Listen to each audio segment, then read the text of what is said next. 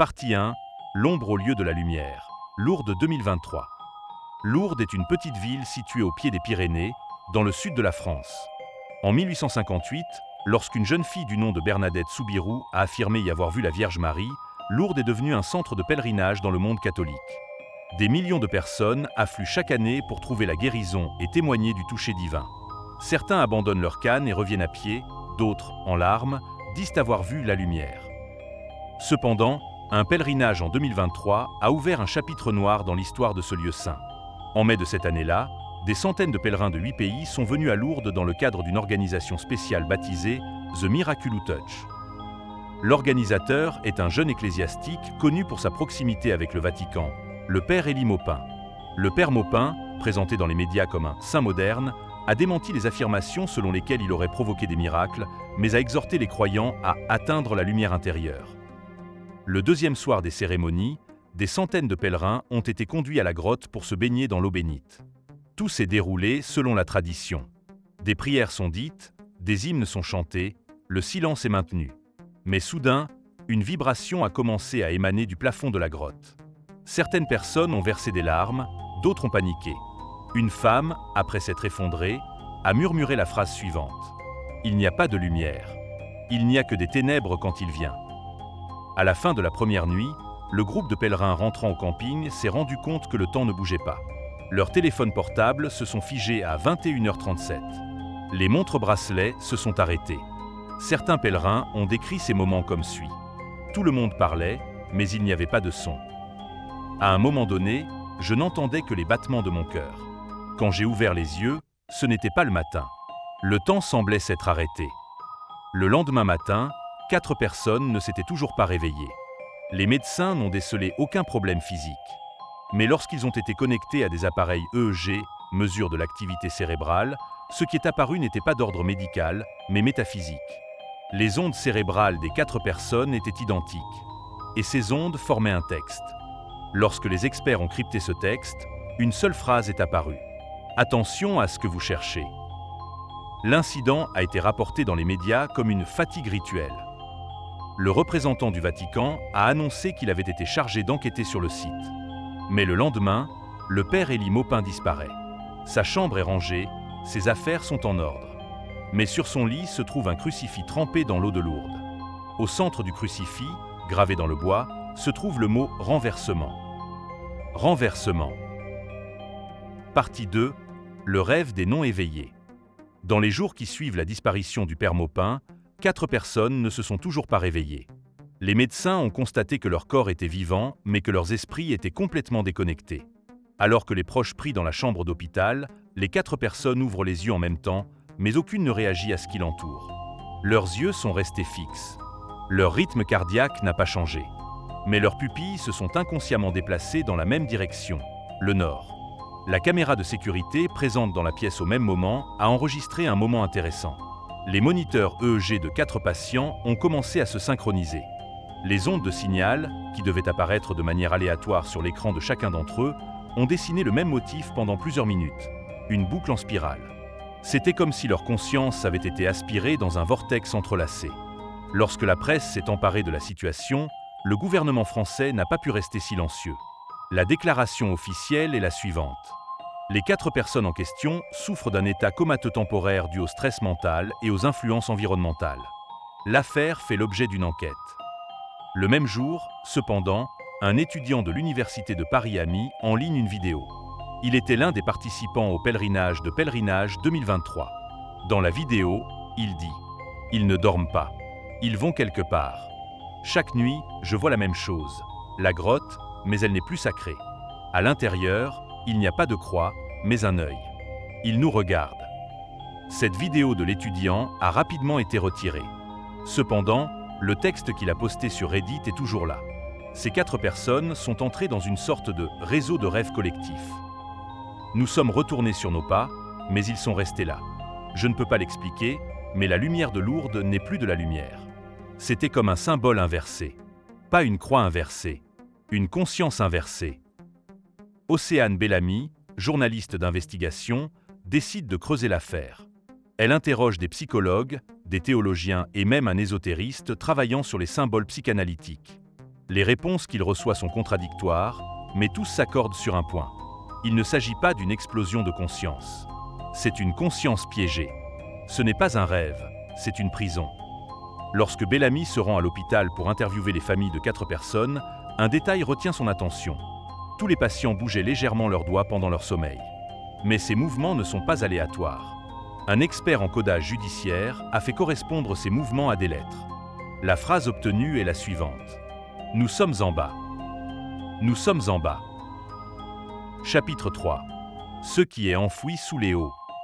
Après le message « Nous sommes en bas », Océane Bellamy décide de rechercher de vieilles cartes de la région. Le journal d'un moine du 19e siècle mentionne une autre grotte appelée « la grotte aveuglée », à l'endroit où se trouve Lourdes aujourd'hui. Ce lieu, qui signifie « grotte aveugle », était situé à proximité immédiate de la source d'où jaillissaient les eaux curatives. Mais il n'y a aucune trace de cette grotte sur les cartes modernes. Bellamy rencontre Paul Gerbaud, historien local et collectionneur de cartes. Gerbaud lui indique la grotte sur une carte datant de 1896. Curieusement, la version touristique de la grotte sacrée se trouve maintenant à l'emplacement exact de la grotte. Lors de l'agrandissement du site au début des années 1900, les eaux de la source ont été détournées et l'ancienne entrée a été obstruée par des pierres. Bellamy, accompagné d'une équipe de documentalistes, a effectué un balayage souterrain à cet endroit. Le balayage GPR, Ground Penetrating Radar, a révélé une cavité symétrique sous le sol. La cavité n'avait pas la forme d'une grotte, mais d'un dôme. Et au centre, elle avait presque exactement la forme d'une spirale.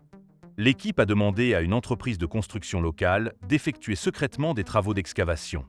Au cours des fouilles, un vieux couvercle en pierre a été découvert. Il portait une inscription gravée.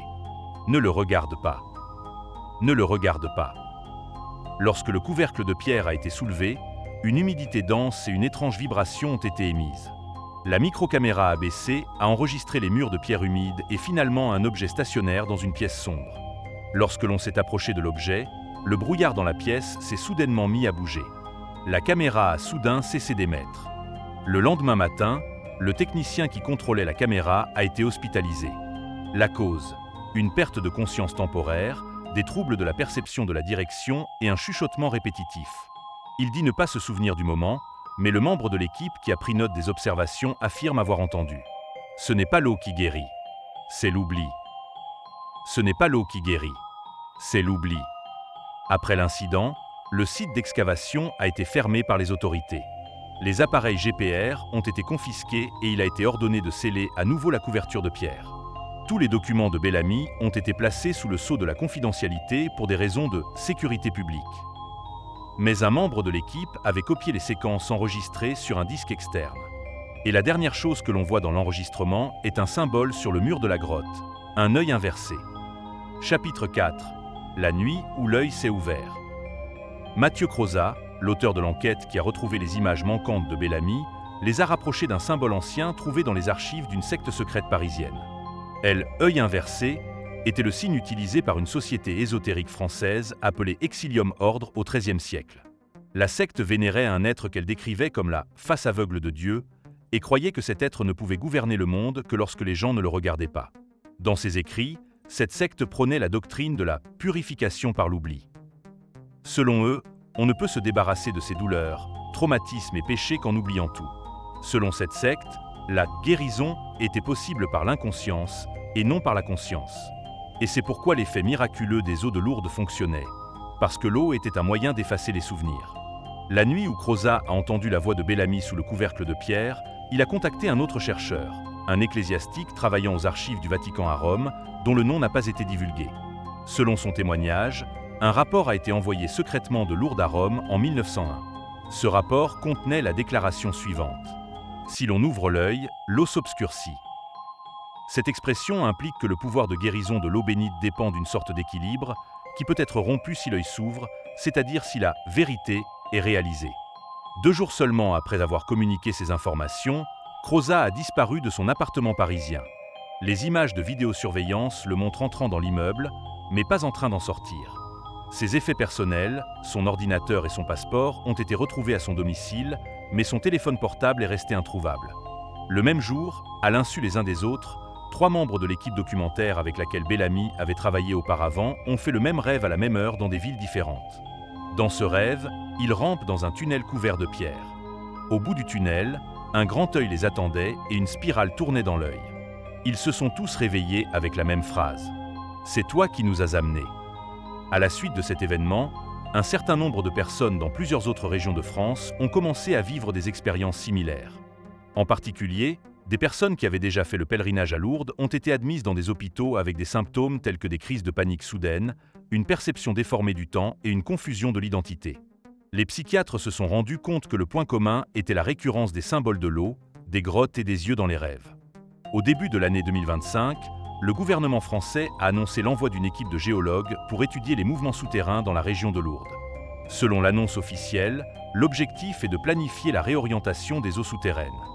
Cependant, des riverains ont rapporté que des hélicoptères militaires survolaient le site tard dans la nuit, interdisant l'accès à certaines parties du site et empêchant les civils d'y accéder. Enfin, un petit carnet trouvé dans le sac de Bellamy, que l'on pense avoir été écrit avant sa disparition, contenait la ligne suivante. L'œil ne se contente pas de regarder ce qui est vu. Il façonne ce qu'il voit. Si tout le monde regarde en même temps, le monde peut se briser dans une autre direction. Chapitre 5. La porte qui s'ouvre, l'œil silencieux et la vérité oubliée. Une nuit, à 2h43 du matin, un événement extraordinaire se produisit dans un champ abandonné au nord de la ville de Lourdes.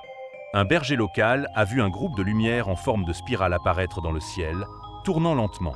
Les lumières sont restées stables pendant environ 3 minutes, puis se sont éloignées rapidement dans le ciel, suivies d'un silence. Le lendemain matin, une équipe géophysique indépendante a découvert une marque circulaire dans le sol et un puits complètement asséché au centre. Sur les parois intérieures du puits se trouvaient d'étranges symboles, des spirales et des mots latins. L'un d'entre eux est particulièrement remarquable. Oblivio et veritas, l'oubli et la vérité.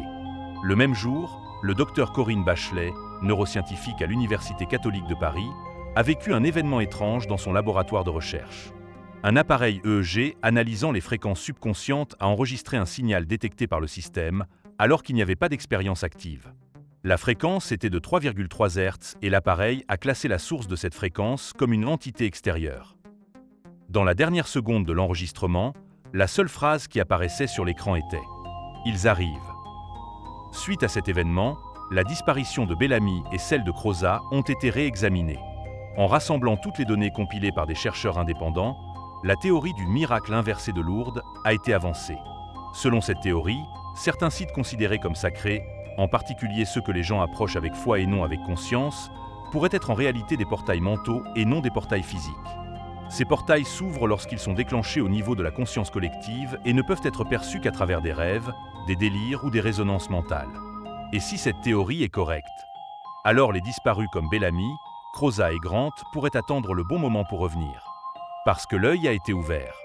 Et maintenant, nous regardons.